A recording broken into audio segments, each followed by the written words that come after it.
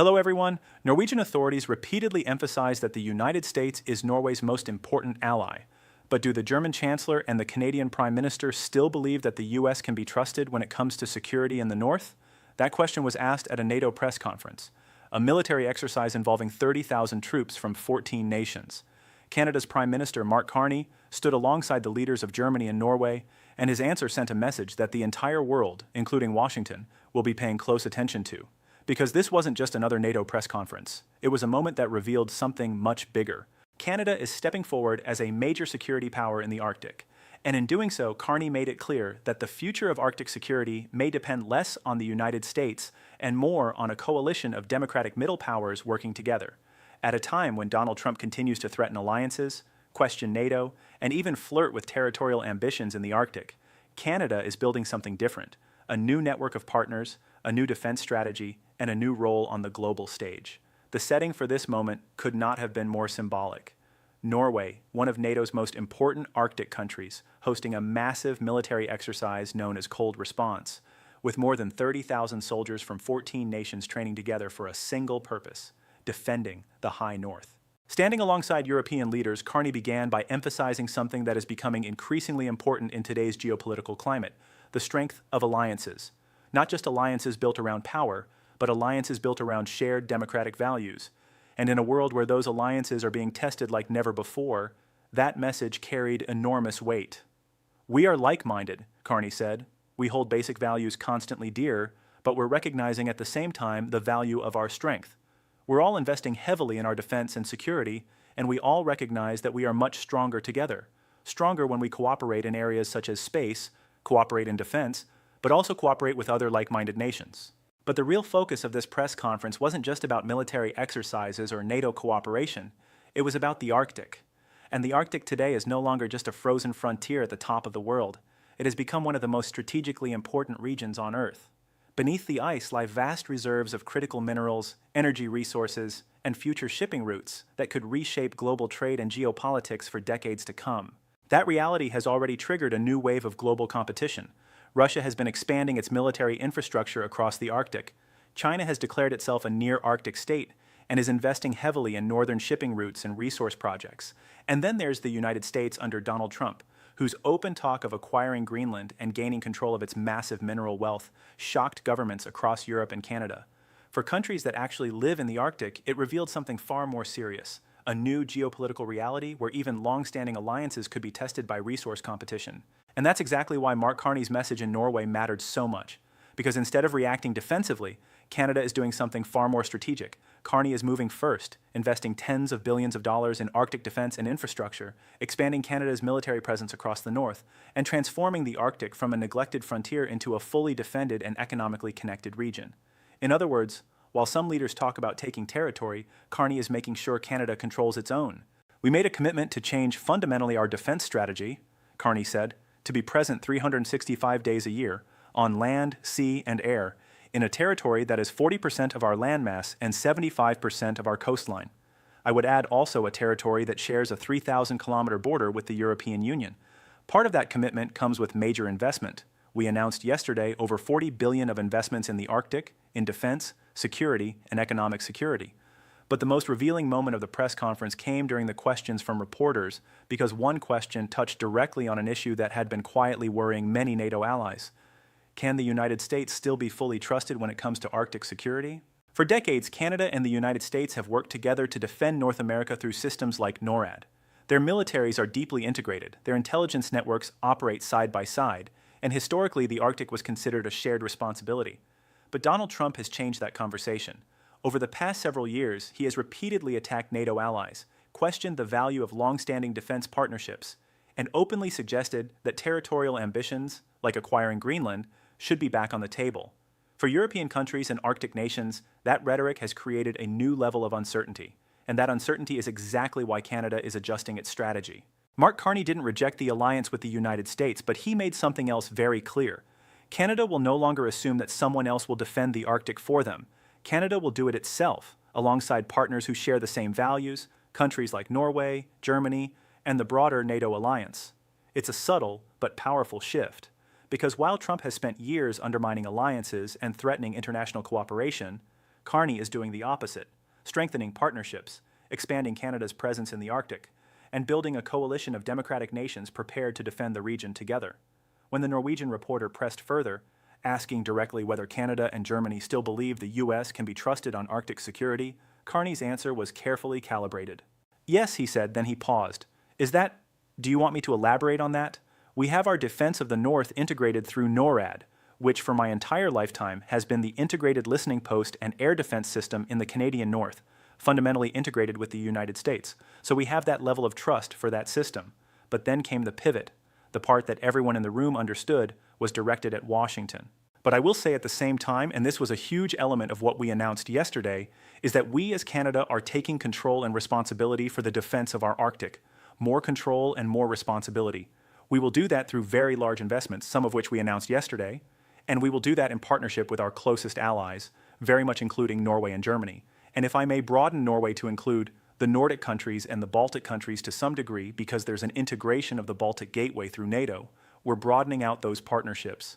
That makes us stronger, as does taking more of the responsibility ourselves. Read between the lines of that answer. Carney affirmed the NORAD relationship, but immediately shifted to Canada's new investments and its expanding partnerships with European allies. The message was unmistakable. Canada values the American alliance, but Canada is no longer waiting for Washington to lead. Canada is building its own capacity, its own partnerships, and its own strategy for Arctic defense. And that shift is exactly why this press conference mattered so much, because it showed something that analysts are beginning to notice across global politics: the rise of what some call middle power coalitions. Countries like Canada, Germany, Norway, and other European allies working together to defend democratic systems, secure critical regions, and protect the rules-based order, not as rivals to the United States, but increasingly as partners capable of acting independently when necessary. A Canadian analyst later summarized the significance of Carney's message. Some of the announcements that have been made just recently, the Prime Minister in Yellowknife yesterday, this is all about asserting our sovereignty over the North, over that Arctic area, because we know there are incursions from the likes of the Chinese and the Russians. And we also have to assert our sovereignty in that area, because frankly, we have to be concerned that we might get Greenlanded by Donald Trump, who looks at the critical minerals that could be opening up there and thinks to himself, I wouldn't mind just scooping those up. The reference to being Greenlanded was pointed. Trump's repeated suggestions that the United States should acquire Greenland sent shockwaves through allied capitals. For Canada, which shares a border with Greenland and has its own vast Arctic territories rich in critical minerals, the message was clear. If the United States is willing to talk about taking territory from a NATO ally, what does that mean for Canada's sovereignty over its own Arctic lands? Carney didn't need to answer that question directly. His actions spoke louder than words.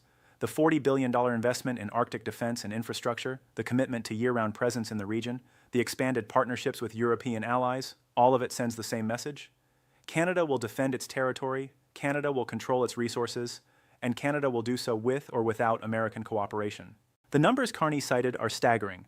40% of Canada's landmass is in the Arctic, 75% of its coastline, and a 3,000-kilometer border with the European Union through Greenland.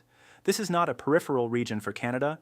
It is the core of Canadian geography and Canadian sovereignty. For decades, Canada allowed its Arctic capabilities to atrophy. The assumption was that the United States would always be there to help defend the region, that NORAD would handle any threats, and that the frozen North would remain frozen in geopolitical terms. Those assumptions are gone. The ice is melting. The competition is intensifying, and Canada is finally waking up to the reality that it must defend its own territory. The $40 billion investment Carney announced is not just about military hardware. It's about infrastructure, ports, airstrips, surveillance systems, communication networks. It's about building the physical capacity to project power and presence across a region larger than most countries.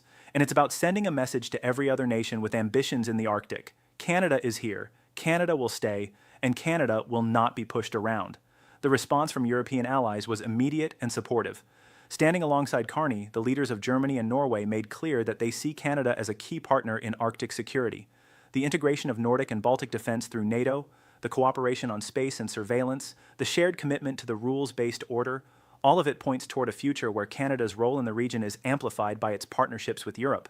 This is the new Arctic equation. Not just Canada and the United States, but Canada, Norway, Germany, the Nordic countries, and the Baltic states, a coalition of democratic nations committed to defending the high North together. And the message to Washington is implicit but unmistakable. The United States is welcome to participate in this coalition, but the coalition will exist and function whether the United States chooses to lead or not. What happened in Norway was more than a routine NATO appearance. It was a signal that Canada is stepping into a much larger role in Arctic security, that European allies increasingly see Canada as a key partner in defending the High North, and perhaps most importantly, that the future of global security may not depend on a single superpower, but on a network of democracies working together to protect the regions that matter most. Let's walk through the broader implications of what Carney just did. First, by announcing $40 billion in Arctic investments alongside European allies, Carney effectively decoupled Canadian Arctic strategy from exclusive reliance on the United States. For decades, Arctic defense meant NORAD and little else. Canada's northern strategy was essentially a subset of its relationship with Washington. That era is over. Second, by emphasizing partnerships with Norway and Germany, Carney is integrating Canadian Arctic defense into the broader European security architecture. The Nordic-Baltic gateway through NATO is now part of Canada's strategic calculus, meaning any threat to the Arctic becomes a concern not just for North America, but for Europe as well, creating a web of mutual interest that strengthens deterrence. Third, by responding to the trust question the way he did, Carney managed to affirm the existing relationship with the United States while simultaneously signaling that Canada is no longer dependent on it. The yes was for NORAD. The pivot was for everything else. It was a masterclass in diplomatic communication, saying what needed to be said without saying anything that could be used against Canada later. Fourth, by highlighting the 3,000-kilometer border with the EU through Greenland, Carney reminded everyone that the Arctic is not just a Canadian-American space, it's a transatlantic space. The European Union has direct interests in the region, and Canada is the bridge between North America and Europe in the Arctic. And fifth, by making all of these announcements in the context of a NATO military exercise with 30,000 troops, Carney ensured that his message would be seen and heard by every defense establishment in the alliance. This wasn't a press conference in Ottawa. This was a statement on the world stage. The contrast with Trump could not be more stark. While Trump talks about buying Greenland and questions NATO's value, Carney is investing billions and building coalitions. While Trump threatens allies, Carney strengthens partnerships. While Trump isolates America, Carney positions Canada at the center of a new Arctic security architecture. The question that Norwegian reporter asked, whether the United States can still be trusted, is the question every NATO ally is asking. Carney's answer was carefully crafted to avoid undermining the alliance, while making clear that Canada is preparing for a future where American reliability cannot be assumed. That is the new reality of transatlantic relations, and it is happening in real time, on camera, in front of the world. What happened in Norway will be studied by defense analysts for years. Carney didn't just attend a press conference. He laid out a new vision for Arctic security, one where Canada leads, European allies partner, and the United States is welcome but not essential. The $40 billion investment is the foundation. The partnerships with Norway and Germany are the framework. The message to Washington is the consequence. Canada is no longer waiting for permission. Canada is no longer assuming someone else will handle the hard work of Arctic defense. Canada is stepping up, spending the money, building the capabilities, and forging the alliances necessary to protect its territory and its interests. And if the United States wants to be part of that effort, the door is open. But the door is no longer the only way in. That is what leadership looks like in the 21st century. Not bullying allies, not threatening neighbors, not questioning the value of alliances, but building, investing, and bringing partners together to address shared challenges. Mark Carney just gave a masterclass in that kind of leadership, and the entire world was watching.